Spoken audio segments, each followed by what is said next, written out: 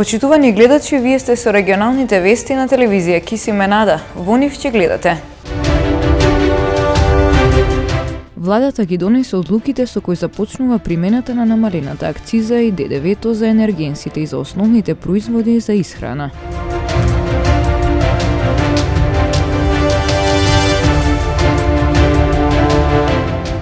Расте бројот на дебели деца во земјава, а поголем пораст е забележан кај девојчињата.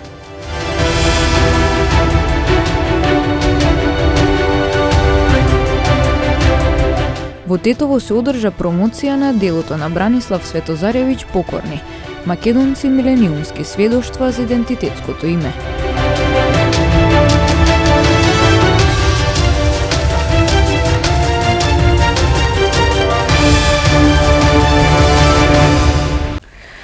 Владата ги донесе одлуките со кои започнува примената на намалената акциза и ДДВ-то за енергенсите и за основните производи за исхрана. Министерот за финансии Фатмир Бесими ги повика граѓаните и стопанствениците да бидат рационални во трошењето на енергенсите и да не подлегнуваат на шпекулации кои се на штета на личниот буџет. Владата на Република Северна Македонија на својата 27 седница врз основа на прифатените измени и дополнувања во Законот за акцизи во Собранието донесе одлука за определување на видот на енергенсите, временскиот период како и начинот на пресметка на акцизата.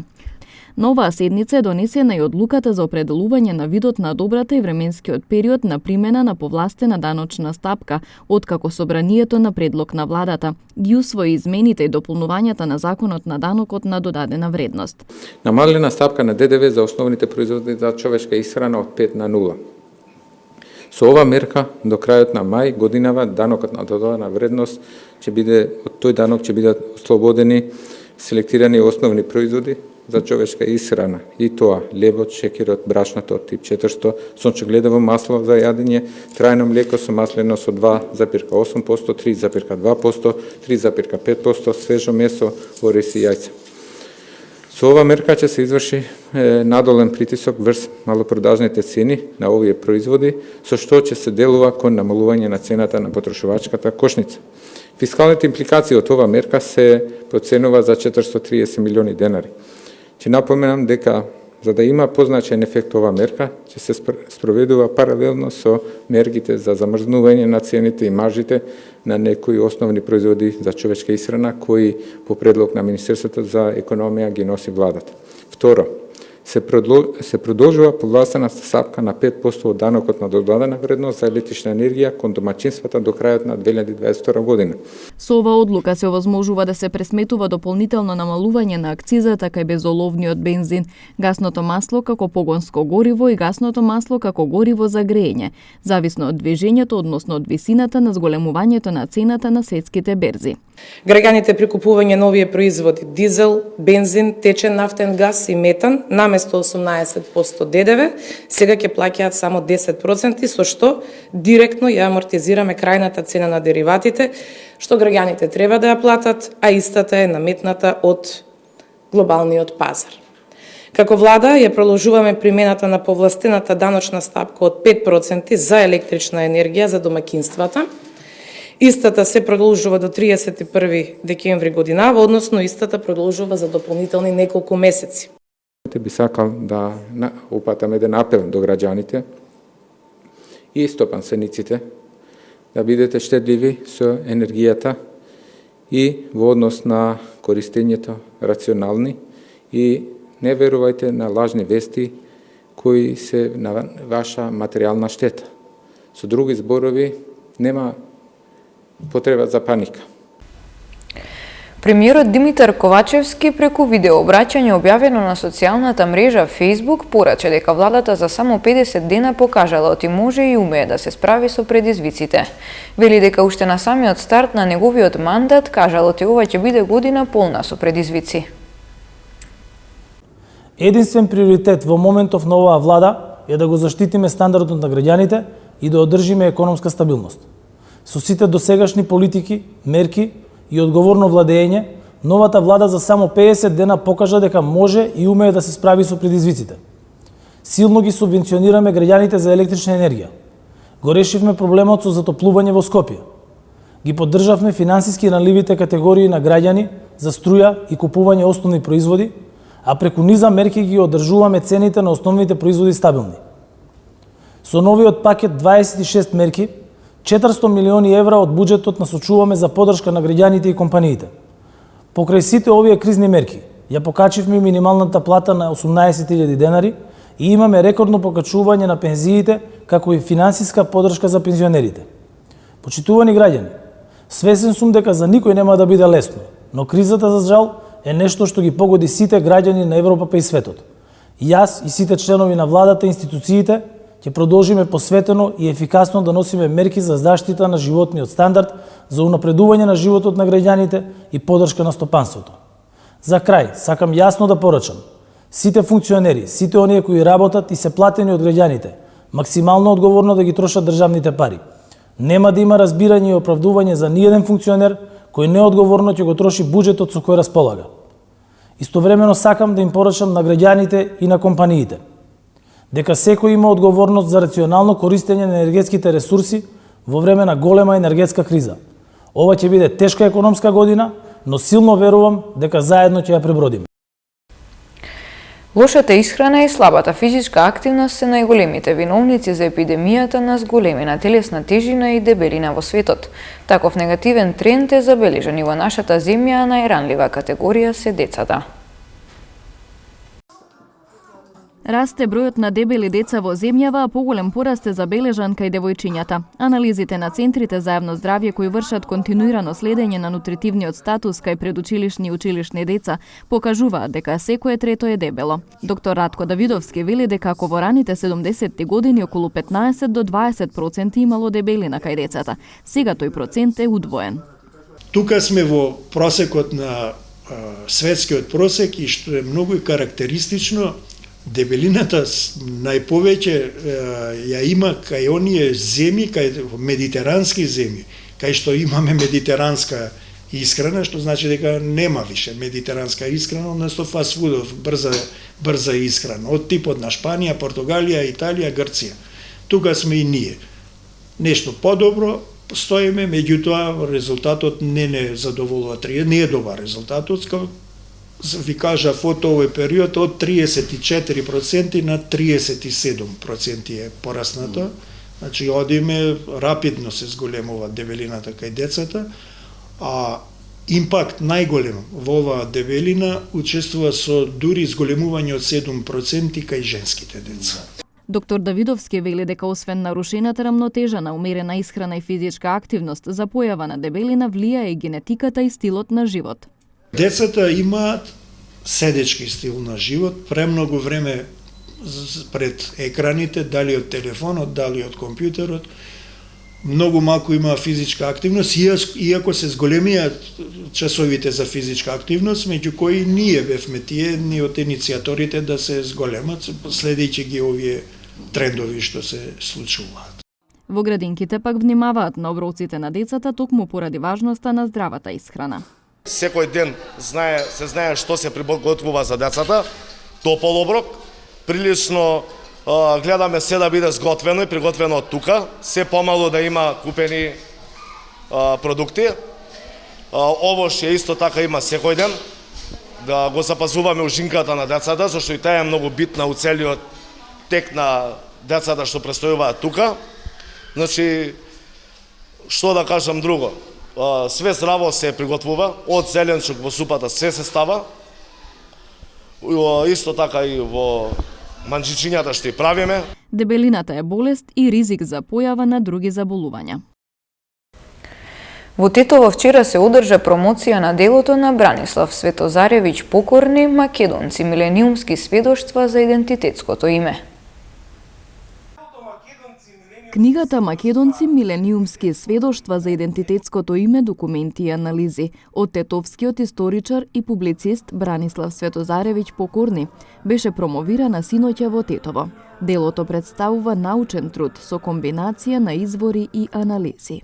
Ми представува особено задоволство што имам можност денес да мојата најнова книга да ја представам пред моите сограѓани. И оваа книга е посветена на сите знаени и незнаени македонци низ вековите, кои оставиле траги дека се македонци, траги кои денес повторно не подсетуваат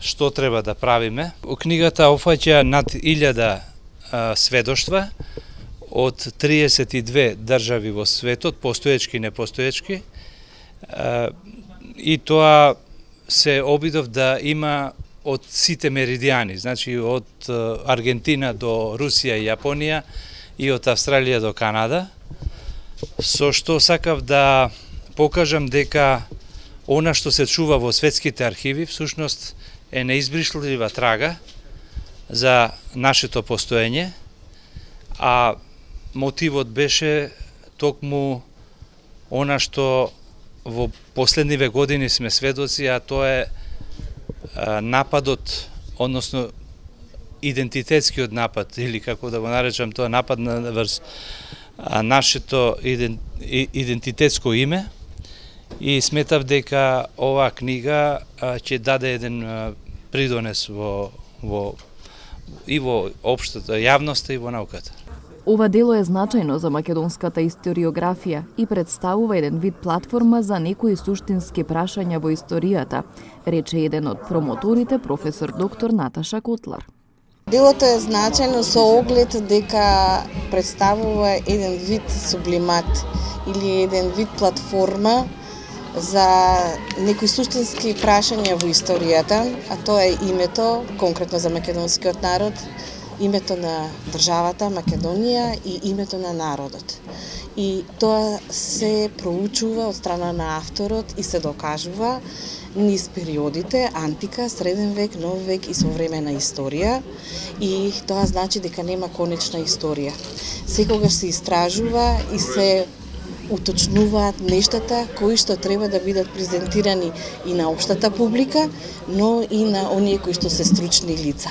Бидејќи книгата има и објаснување стручни од страна на самиот автор, и исто така тоа е подкрепено со документација која што пак е најважната алатка за историчарот. Промотори на делото беа и професор доктор Митко Панов и професор доктор Теон Джинго, а на промоцијата се обрати и рецензентот Стојко Стојков.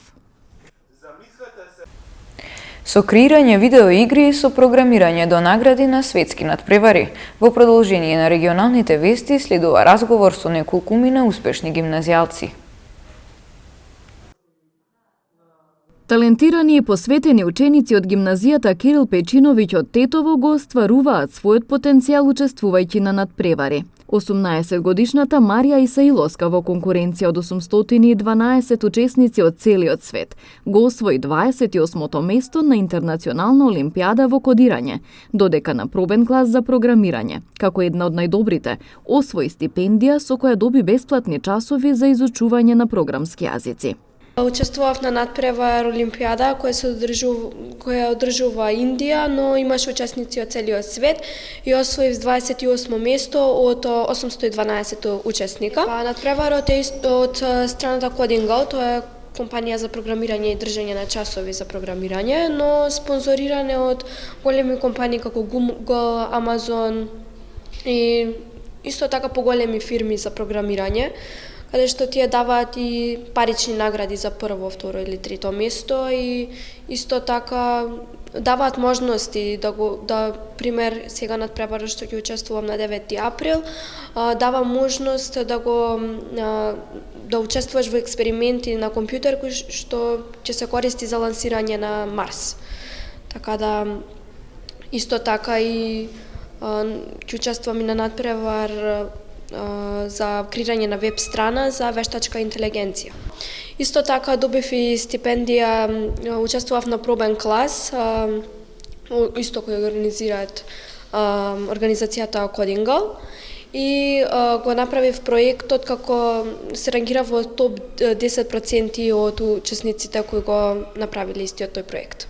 На неодамнешната прослава, општина Тетово им додели признание на неколкумина гимназијалци, кои на најголемиот глобален настан за развивање игри освоија прво место според гласовите на публиката, со нивната видеоигра насловена Авантурите на Витезот. Играта е од Филип Бојаровски, а во тимот учествуваа Стефан Узунов, Димитар Ефремовски, Петар Симовски и минатогодишната матурантка Ана Марија Тофиловска. Сакам да кажем дека учествуваме на надпревар и во областа на програмирање и дизајнирање видеоигра. Освоивме прво место и добивме награда. Благодарение на предметот програмирање кој што го изучуваме во Тетовската гимназија Кирил Печиновиќ програмирање, ние се стекнавме со нашите први знаења, со основите. Благодарност до сите професори кои што ни дадоа огромна поддршка за тоа. Деноночно работевме и вложивме наистина многу труд во овој надпревар. Добивме 3D принтер, кој што го дониравме на училиштето за подобрување на условите на истото. И на 3 март 2022 година, ден на општина Тетово, не повикаа, добивме признание за афирмација за градот Тетово. Значи, ние самоволно се пријавивме да учествуваме во надпревар, дизајнирање на видеоигра. Ова игра беше од жанрот авантура, акција и имавме период од 6 до 7 дена правење на ова игра, потоа 7 дена гласање. Ова игра беше направена со апликацијата Unreal Engine. После тоа, со гласањето, го освоивме првото место. Ова игра беше поставена од страна на Mets Academy на нивниот YouTube канал и дојде до неверојатни 9000 вјуери.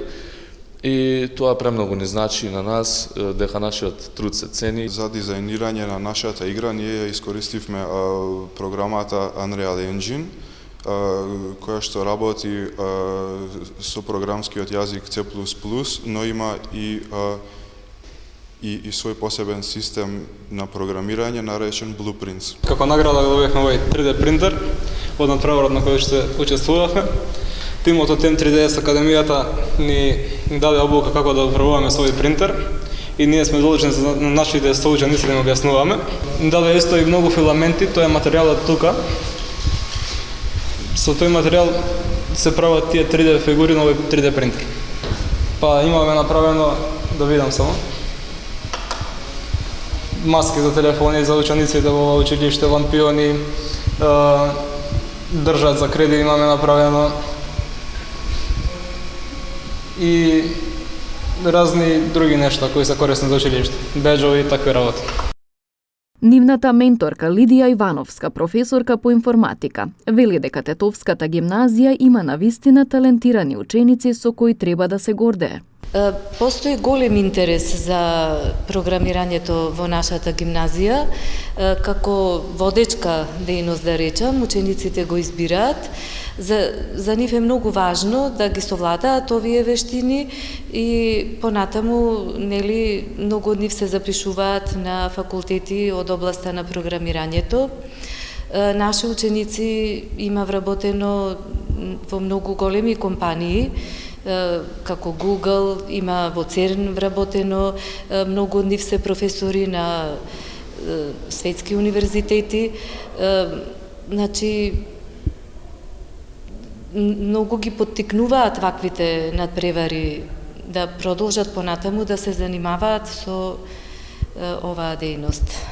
Инаку нашите соговорници своето образование ќе го продолжат на факултетите за информатички науки.